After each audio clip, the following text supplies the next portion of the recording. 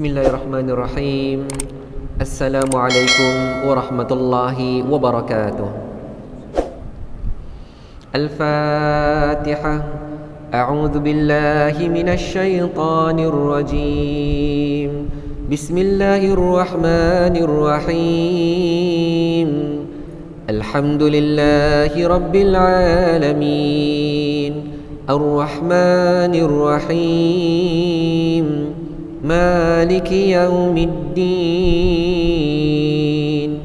Iyyaka na'budu wa iyyaka nasta'in. Ihdinas siratal mustaqim. Siratal ladzina an'amta 'alaihim ghairil maghdubi 'alaihim waladdallin.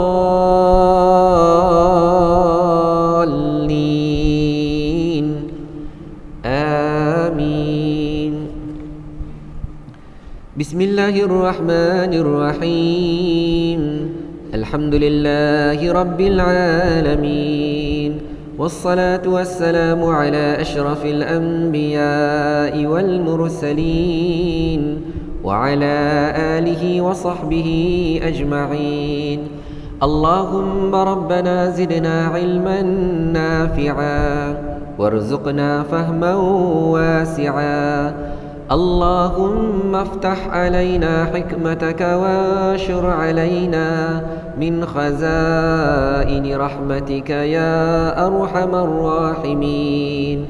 Rabbi shrah li sadri wa yassir li amri wahlul 'uqdatam min lisani yafqahu qawli. Allahumma ya muallim Adam 'allimna wa ya mufahhim Sulaiman fahhimna. Allahumma faqihna fid din wa 'allimna at-ta'wil. Amin amin. Walhamdulillahi rabbil alamin. Alhamdulillah, wassalatu wassalamu ala rasulillah. Tuan-tuan dan puan-puan yang dirahmati Allah Subhanahu wa ta'ala, pertama sekali marilah sama-sama kita panjatkan kesyukuran kepada Allah Subhanahu wa ta'ala. Kerana pada malam ini alhamdulillah, syukur pada Allah. Allah panjangkan lagi umur kita, Allah berikan kesihatan yang baik kepada kita, Allah kurniakan taufik dan hidayah kepada kita.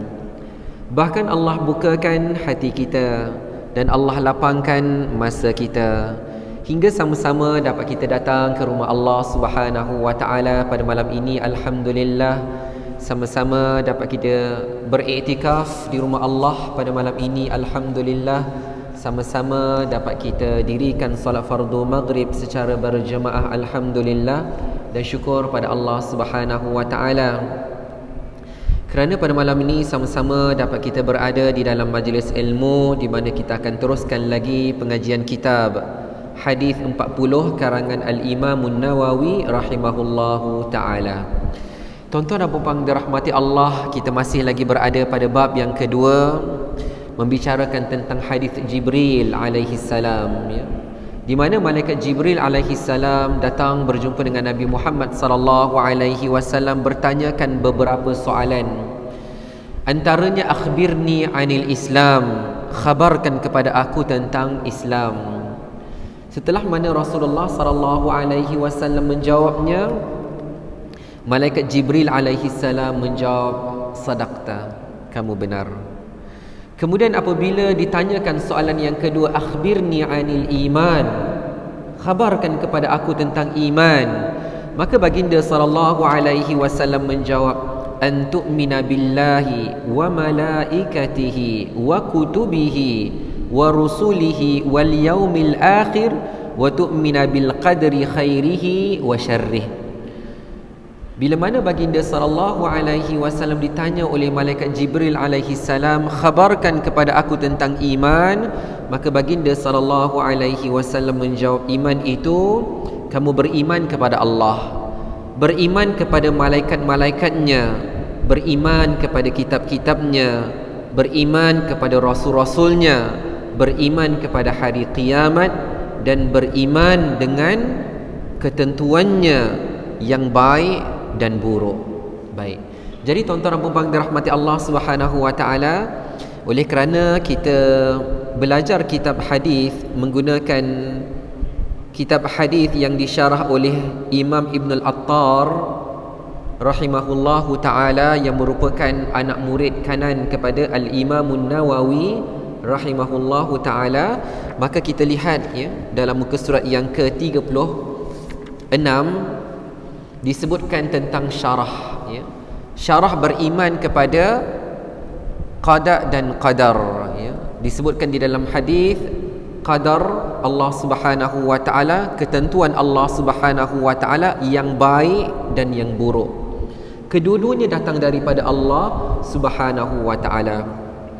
Adapun syarah di dalam kitab ini yang disebutkan oleh Ibn Al-Attar rahimahullahu taala lebih menjurus kepada menerangkan kepada kita siapakah golongan qadariyah.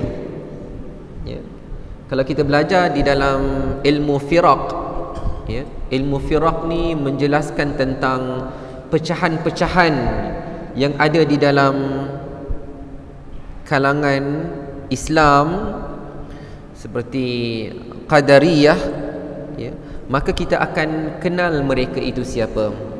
Dan Imam Ibn Al-Attar rahimahullahu ta'ala jelaskan kepada kita siapakah itu qadariyah, agar jangan sekali-kali kefahaman kita sama seperti kefahaman mereka. Walau bagaimanapun tuan-tuan dan puan-puan dirahmati Allah, sebelum kita lihat qadariyah, Al-Imam Ibn Al-Attar menjelaskan kepada kita apakah yang dimaksudkan dengan beriman kepada qada dan qadar. Apakah itu qadar yang baik dan yang buruk, itu dijelaskan di dalam kitab ini. Kita lihat dalam muka surat yang ke-36. Sabda Rasulullah sallallahu alaihi wasallam, wa tu'mina bil qadri khairihi wa syarrih. Kamu beriman dengan ketentuannya yang baik dan yang buruk. Maksudnya apa? Maksudnya seseorang itu hendaklah meyakini bahawa Allah Ta'ala telah menetapkan kebaikan dan keburukan sebelum penciptaan makhluk.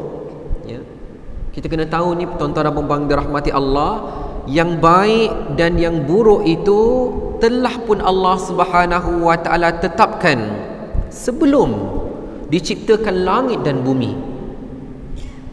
Dan sekalian makhluk yang wujud adalah dengan qada dan qadar Allah Subhanahu wa taala, ketentuan Allah. Dialah Allah yang mentadbir sekaliannya. Jadi kalau kita tengok huraian daripada Al-Syeikh Al-Imam Ibn Al-Attar rahimahullahu ta'ala tentang beriman kepada qadar, ringkas saja. Fokusnya adalah yang baik dan yang buruk semuanya dari Allah. Yang baik dan yang buruk semuanya telah ditetapkan oleh Allah Subhanahu wa ta'ala. Kemudian Ibn Attar rahimahullahu ta'ala terus masuk kepada golongan qadariyah.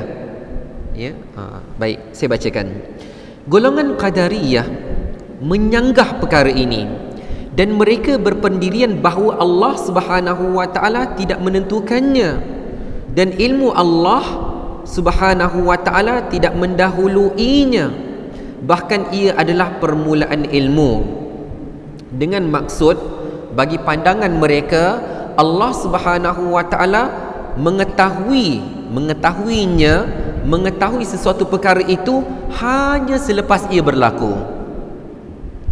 Jadi tuan-tuan dan puan dirahmati Allah Subhanahu wa taala, Imam Ibn Attar dia begitu prihatin terhadap golongan ini, kerana golongan ini menyeleweng daripada akidah yang sebenar.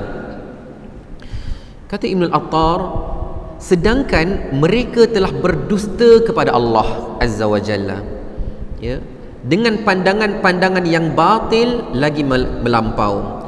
Golongan ini, jadi kalau kita tertanya, habis tu kenapa dinamakan mereka itu qadariyah? Kata Al-Imam Ibn Al-Attar rahimahullahu ta'ala, golongan ini dinamakan sebagai qadariyah disebabkan keingkaran mereka terhadap qadar Allah Subhanahu wa ta'ala. Jadi tuan-tuan dan puan dirahmati Allah Subhanahu wa ta'ala, Golongan ini adalah golongan yang menyimpang daripada kebenaran. Golongan ini mengatakan sesuatu itu dah terjadi baru diketahui oleh Allah. Sedangkan tuan-tuan dan puan-puan dirahmati Allah, Allah telah mengetahui semuanya. Hinggalah ke hari kiamat, semua diketahui oleh Allah Subhanahu wa ta'ala 50,000 tahun sebelum dijadikan langit dan bumi. Allah dah tahu segala-galanya. Allah dah menetapkan segala-galanya. Nanti kita akan sebutkan hadis yang lain. Tetapi golongan Qadariyah, mereka menafikan perkara tersebut, ya. Kerana apa tuan-tuan dan puan dirahmati Allah? Kerana mereka lebih banyak menjandarkan sesuatu perkara itu kepada akal mereka.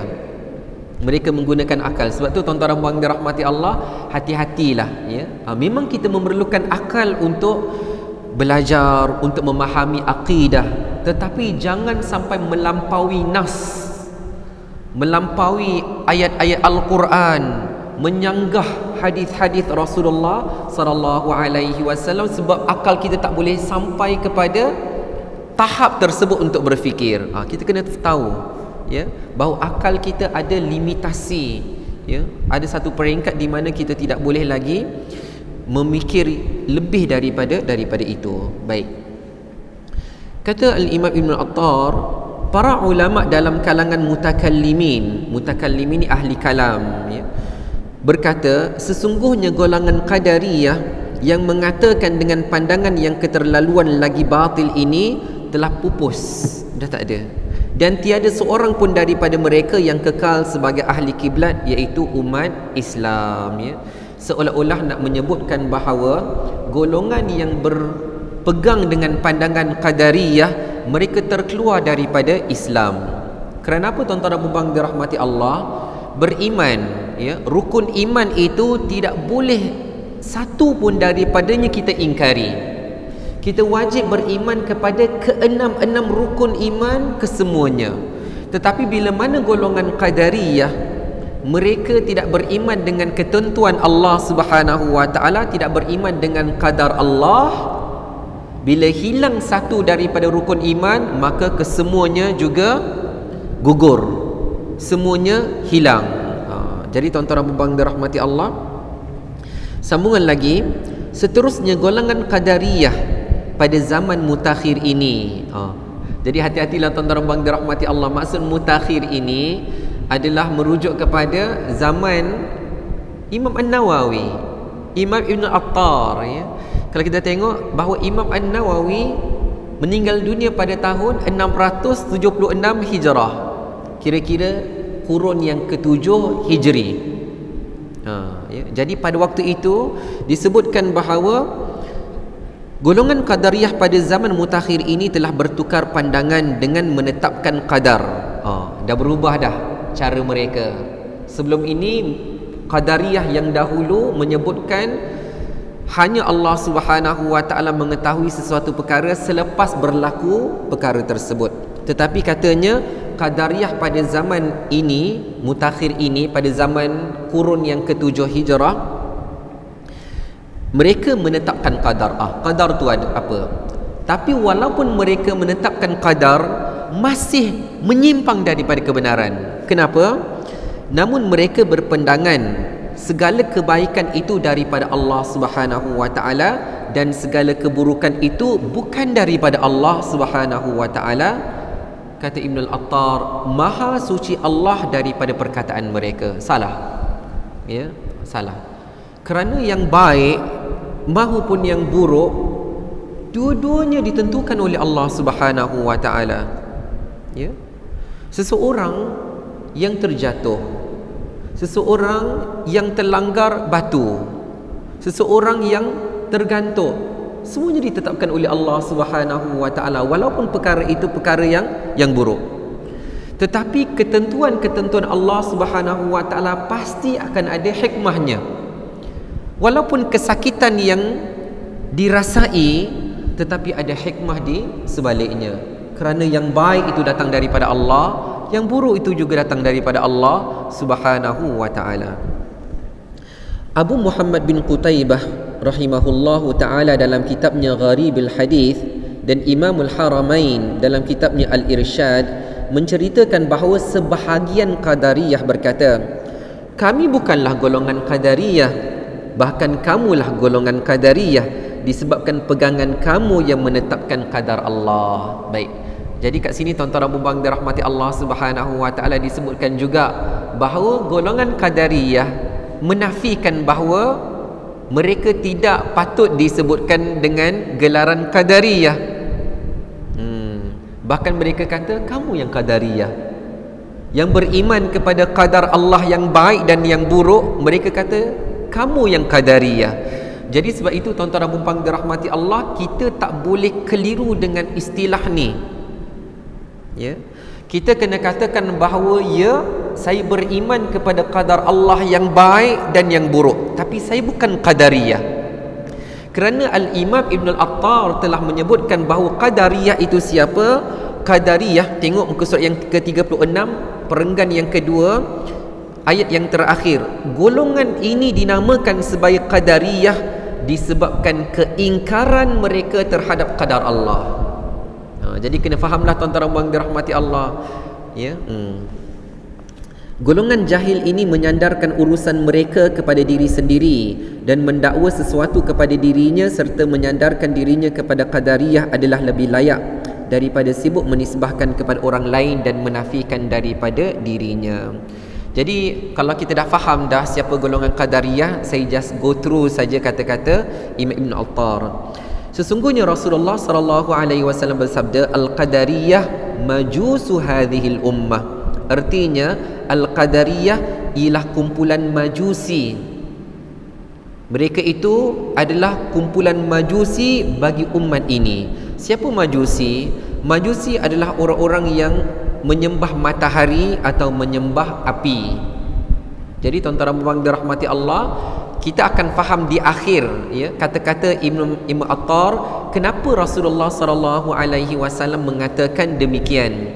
Kerana kepercayaan Qadariyah hampir-hampir sama dengan kepercayaan orang-orang Majusi. Tapi nanti akan diterangkan. Imam Abu Dawud rahimahullahu ta'ala meriwayatkan dalam sunannya dan Al-Hakim Abu Abdullah dalam Al-Mustadrak ala Sahihain, katanya hadis ini sahih.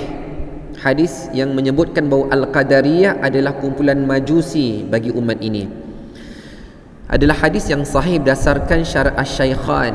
Jadi kalau siapa yang mungkin nak catat ya, yang nak ambil maklum bahawa bila disebutkan berdasarkan syarat Asy-Syaikhan, syarat Asy-Syaikhan, Syaikhan ini bererti dua syekh. Syaikhan bererti dua syekh, dan dua orang syekh itu merujuk kepada Imam Al-Bukhari dan Imam Muslim. Ya.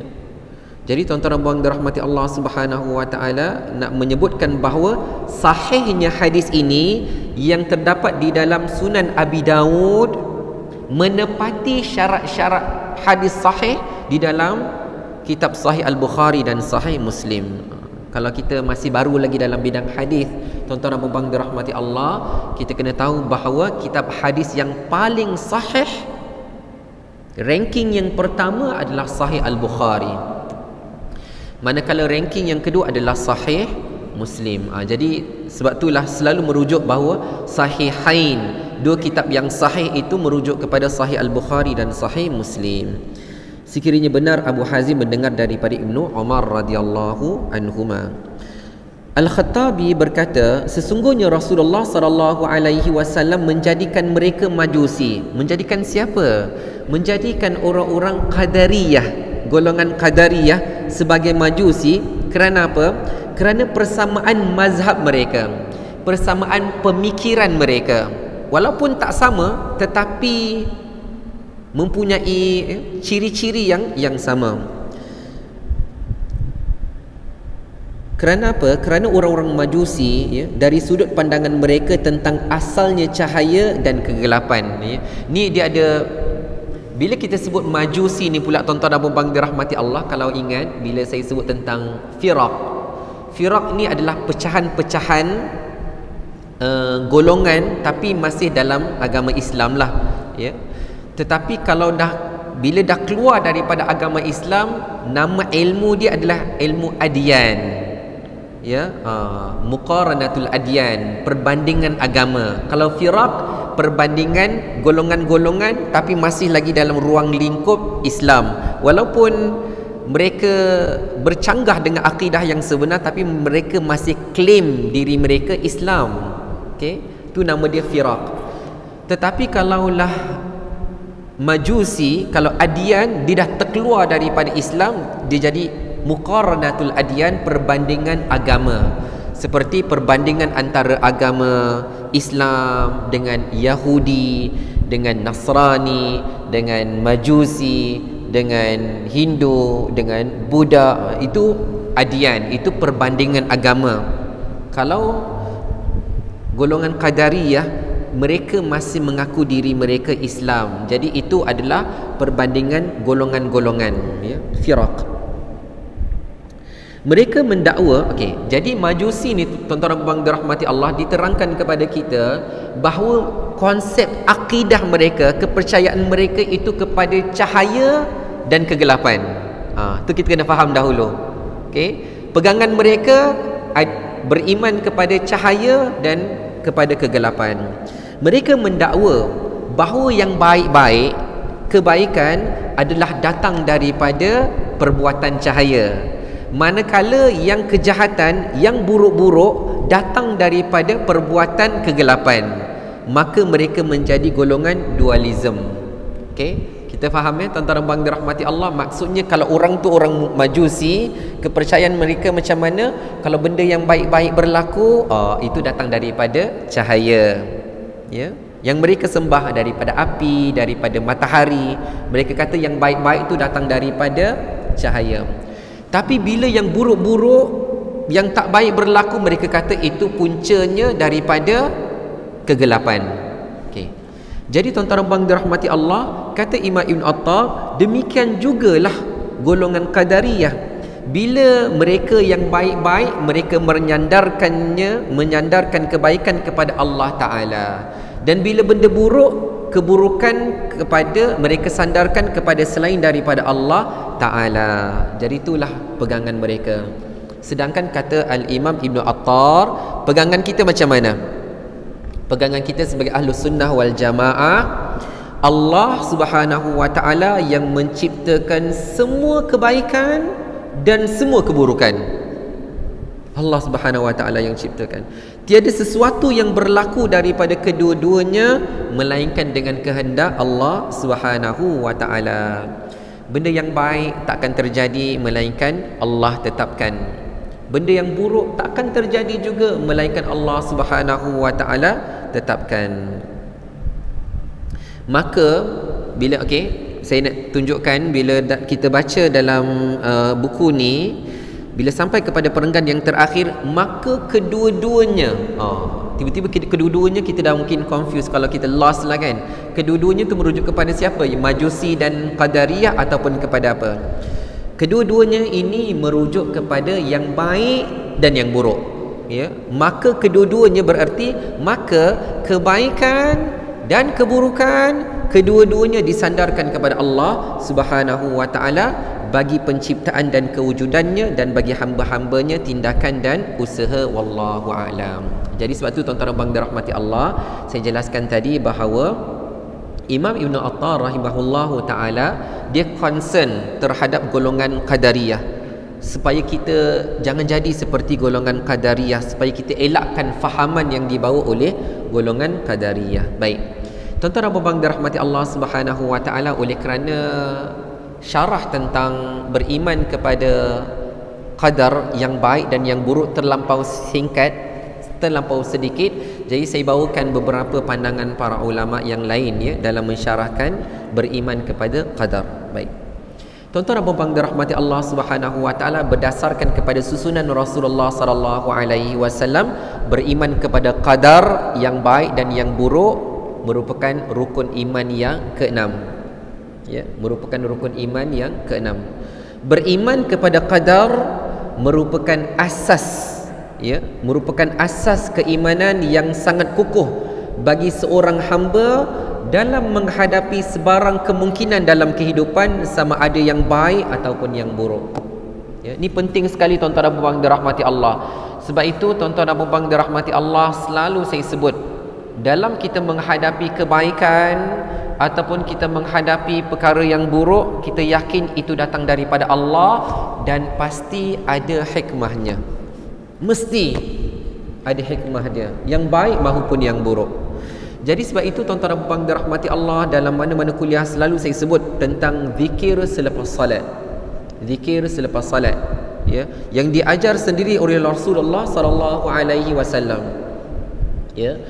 Selepas salat dibacakan la ilaha illallah wahdahu la syarikalah, lahul mulku wa lahul hamdu wa huwa ala kulli syai'in qadir. Allahumma la mani'a lima a'taita wa la mu'tiya lima mana'ta wa la yanfa'u dzal jaddi minkal jadd. Ini zikir yang kuatkan, yang kukuhkan akidah kita, kuatkan iman kita kepada Allah dan sebarang ketentuan Allah Subhanahu wa taala. Bila kita sebut la ilaha illallah, tiada Tuhan yang layak disembah melainkan Allah. Wahdahu, Allah Maha Esa. La syarikalah, tidak ada sekutu baginya.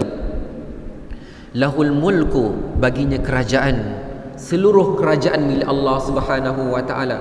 Walahul hamdu, dan baginya segala pujian hanya bagi Allah. Wa huwa ala kulli syai'in qadir, dan Allah Subhanahu wa taala berkuasa atas segala sesuatu. Bila mana kita tambah Allahumma, ya Allah, ya Tuhan kami, la mani'a lima a'taita, tak ada siapa-siapa boleh halang bila mana engkau nak bagi, ya Allah. Ya. Kalau Allah Subhanahu wa taala tentukan sesuatu untuk kita, Allah nak berikan sesuatu kepada kita, tidak akan ada sesiapa pun yang mampu untuk menghalanginya. Tak ada. Tak ada tuan-tuan dan puan dirahmati Allah. Bila Allah telah menetapkannya, biasa bila kita katakan bahawa rezeki tak pernah salah alamat. Ya, dikatakan begitu. Tak pernah salah alamat. Tidak pernah salah tempat. Ya, tak pernah salah orang, tidak pernah salah masa. Bila Allah dah tetapkan rezeki itu, pasti dia akan terjadi. Ya. Cuma kita lah biasa dalam bahasa Melayu, bila kita sebut, kita selalu akan sebut bahawa rezeki tak pernah salah alamat. Tapi sebenarnya bukan rezeki saja tuan-tuan dan puan dirahmati Allah. Ya. Ajal juga sama. Ya. Ajal juga sama, tak pernah salah alamatnya. Yang baik tak pernah salah alamatnya, yang buruk tak pernah salah alamatnya. Semuanya berlaku di atas ketentuan Allah Subhanahu wa taala. Jadi tuan-tuan dan puan dirahmati Allah, bila kita kuatkan akidah kita, kita selalu sebut la mani'a lima a'taita. Kalau Allah nak bagi jawatan, Allah nak bagi pangkat, Allah nak bagi rezeki, Allah nak bagi, ya, apa-apa saja pada kita, tak ada siapa-siapa boleh halang. Itu yang pertamalah. Wala mu'tiya lima mana'ta, dan tidak ada siapa-siapa pun boleh bagi pada kita kalau Allah Subhanahu wa taala telah menghalangnya. Kalau bukan rezeki kita, tak ada siapa-siapa boleh sampaikan kepada kita. Ya. Kalau bukan tertulis nama kita pada rezeki itu, maka kita tak akan perolehinya. Kerana yang menetapkan semua itu adalah Allah Subhanahu wa taala. Jadi bila kita faham konsep tu tuan-tuan dan puan dirahmati Allah, kemuncaknya kita mudah redha dengan Allah Subhanahu wa taala. Kita mudah redha dengan apa yang berlaku. Ya. Bila kita sampai kepada peringkat beriman kepada qadar yang baik, qadar yang buruk, kita tahu, maka kita akan mudah redha dengan apa yang berlaku dan kita akan mencari hikmahnya. Tuan-tuan dan puan dirahmati Allah, bila sebut tentang hikmah, ya, bila sebut tentang hikmah, tuan-tuan dan puan dirahmati Allah, kita lihat Al-Quran. Baca Al-Quran tuan-tuan dan puan dirahmati Allah. Kerana di dalam Al-Quran ada satu surah namanya surah Yusuf. Surah Yusuf alaihi salam. Nabi Yusuf alaihi salam sendiri tak tahu kenapa dia dibuang dalam perigi oleh adik-beradiknya. Apa hikmah dia, tuan-tuan dan puan-puan dirahmati Allah? Dia pun tak tahu. Kemudian dia dijual, adik-beradik jual dia. Dia pun tak tahu kenapa aku dijual. Tak tahu, tuan-tuan dan puan dirahmati Allah. Akhirnya apabila dia membesar di istana di Mesir, di pembesar Mesir, di Mesir, dia dibesar. Akhirnya dia uji dengan isteri pembesar tersebut, ya.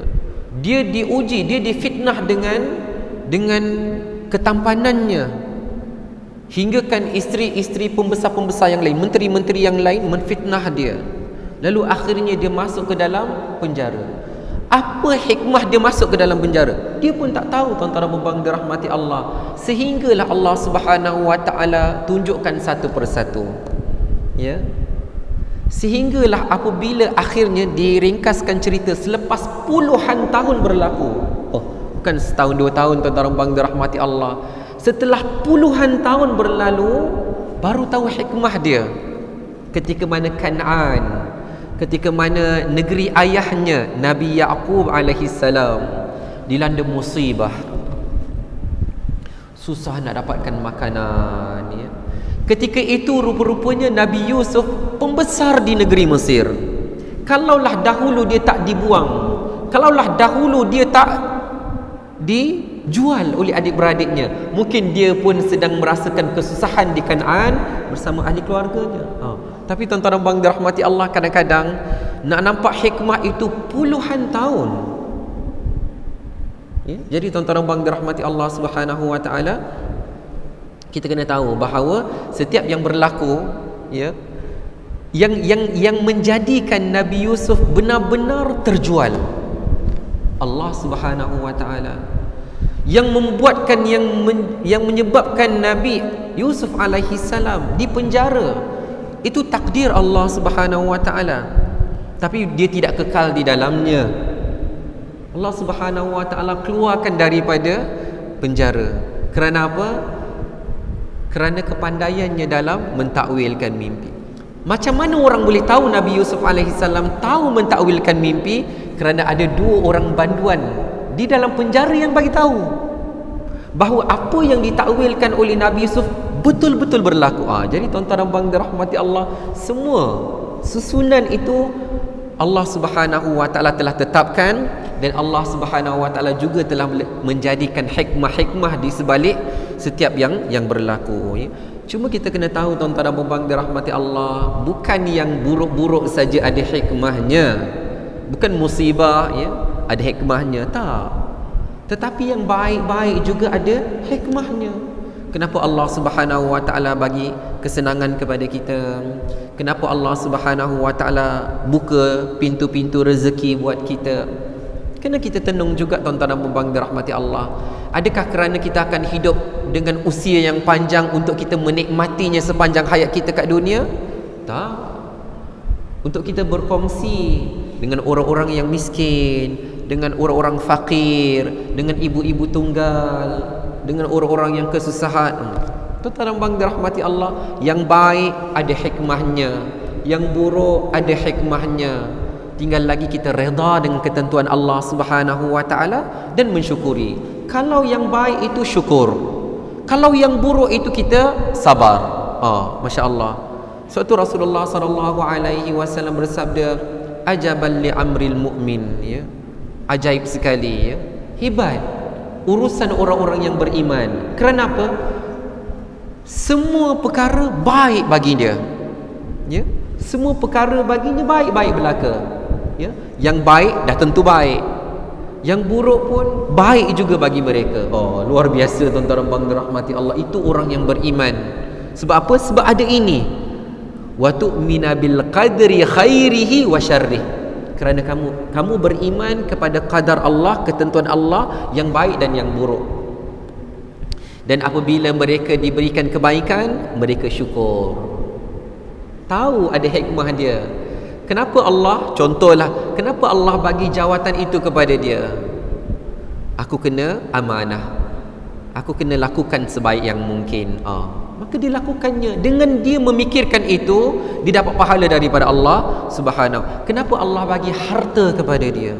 Dia tahu harta ini dengan pemberian Allah, aku boleh dapat sadaqatun jariyah, sedekah yang pahala yang berterusan.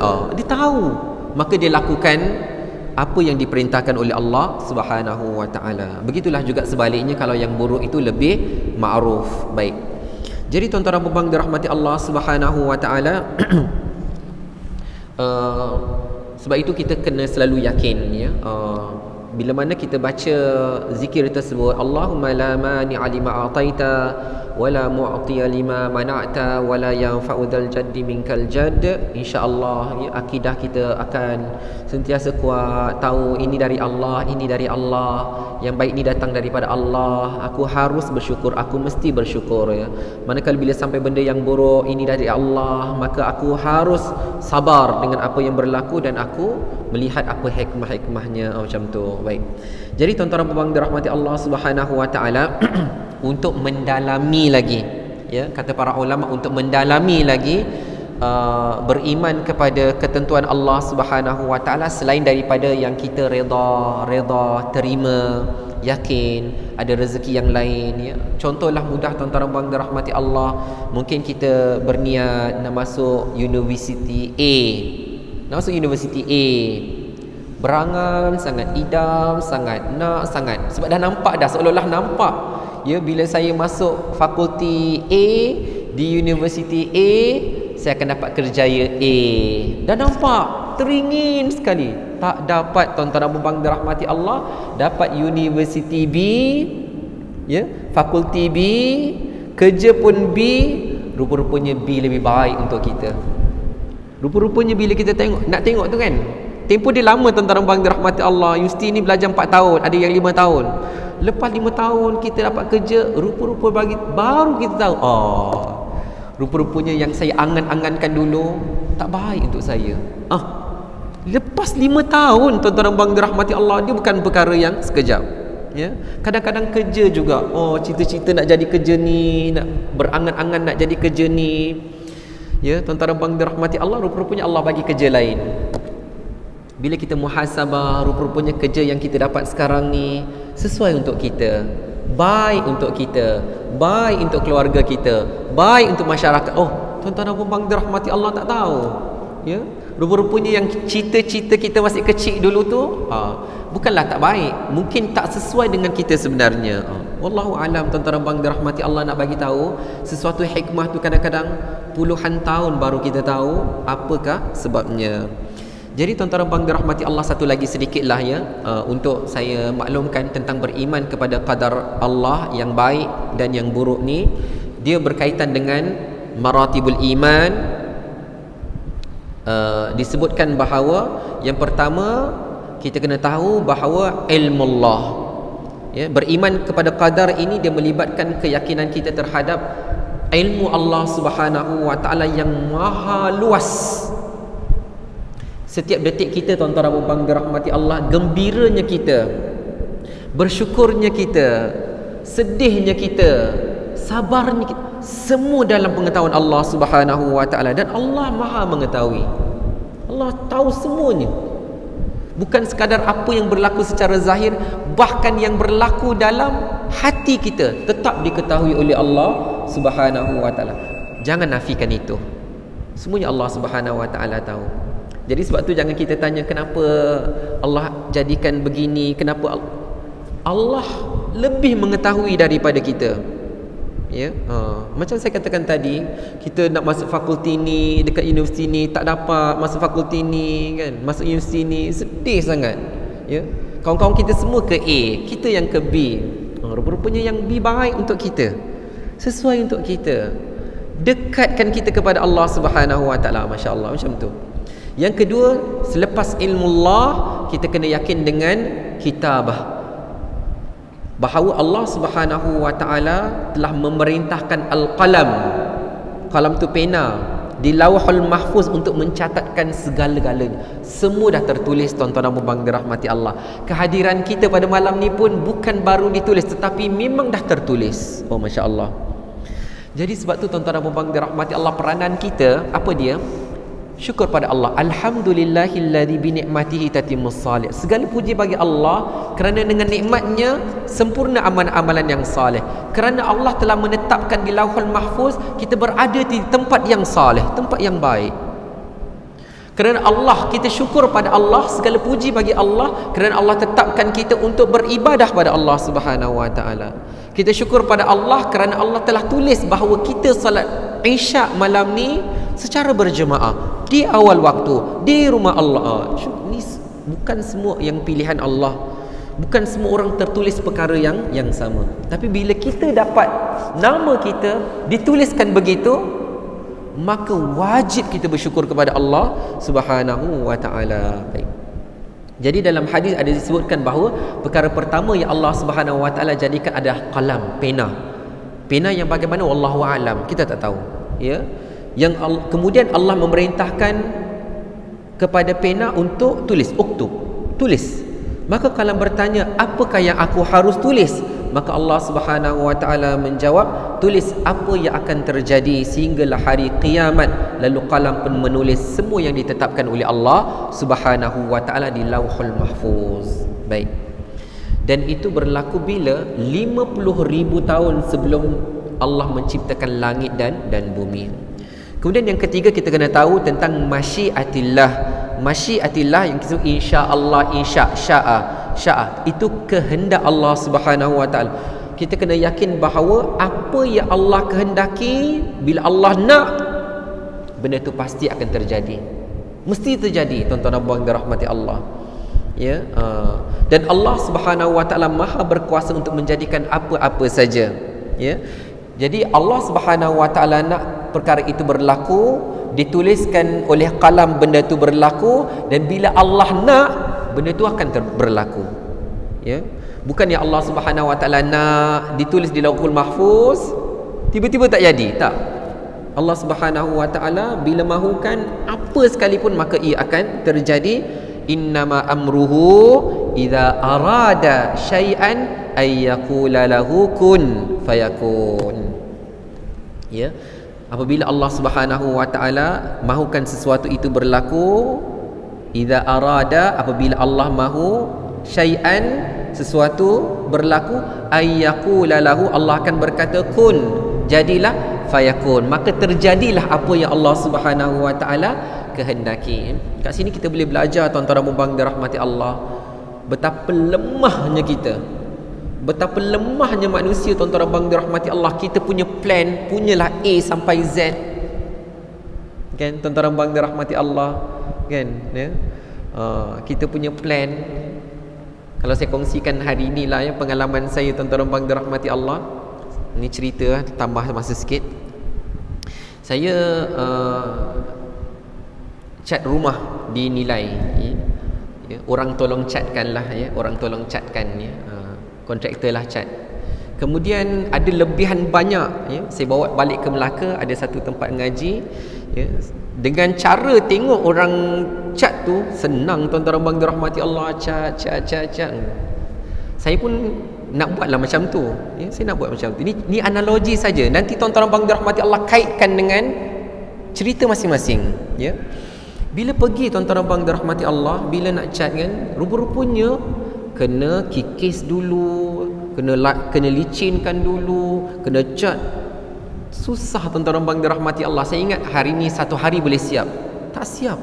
Masya Allah, kita punya plan kan sangat lemah, sangat lemah berbanding dengan Allah Subhanahu wa taala. Bila Allah kata jadi, terus jadi. Nak tunjukkan kita ni hamba yang lemah, tuan-tuan dan puan dirahmati Allah. Dan yang terakhir adalah ijad, ya. Disebutkan bila mana Allah Subhanahu wa taala menjadikan sesuatu, ya, Allah menjadikan manusia, Allah menjadikan kehendak kita, Allah bagi taufik dan hidayah kepada kita, Allah menjadikan perbuatan kita, semuanya adalah Allah Subhanahu wa taala yang jadikan, ya. Jadi tuan-tuan dan puan dirahmati Allah, itu peranan kita lah, ya, untuk kita selalu doa pada Allah Subhanahu wa taala agar Allah sentiasa mendorong hati kita bila nak buat sesuatu, maka kita buat yang baik-baik sahaja, insya-Allah. maka yang baik itu datang daripada Allah Subhanahu Wa Taala. Yang salah, yang silap adalah daripada kelemahan diri saya sendiri. Saya mohon ampun daripada Allah Subhanahu Wa Taala. Dan saya mohon kemaafan daripada tuan-tuan dan puan-puan yang dirahmati Allah Subhanahu Wa Taala. Jadi kita akhiri kuliah kita. Wa barakallahu fikum wa jazakumullahu khairan katsira. Terima kasih pada semua yang hadir pada malam ni, dan terima kasih pada yang menonton secara live daripada Facebook page Masjid Al-Azim, Masjid Negeri Melaka. Kita akhiri kuliah kita dengan tasbih kafarah dan suratul Asr. Bismillahirrahmanirrahim. Wal 'asr innal insana lafi khusr illa alladhina amanu wa 'amilus salihat wa tawasaw bil haqqi wa tawasaw bis sabr. Subhanakallahumma wa bihamdika asyhadu an la ilaha illa anta astaghfiruka wa atubu ilaik. Bismillahirrahmanirrahim. Alhamdulillahi rabbil alamin. Wassalatu wassalamu ala asyrafil anbiya'i wal mursalin wa ala alihi wa sahbihi ajma'in. Allahumma inna nas'aluka ilman nafi'a wa rizqan tayyiba wa amalan mutaqabbala. ربنا آتنا من لدنك رحمة وهيئ لنا من أمرنا رشدا. ربنا آتنا في الدنيا حسنة وفي الآخرة حسنة وقنا عذاب النار. وصلى الله على سيدنا محمد وعلى آله وصحبه وسلم والحمد لله رب العالمين. وبارك الله فيكم والسلام عليكم ورحمة الله وبركاته.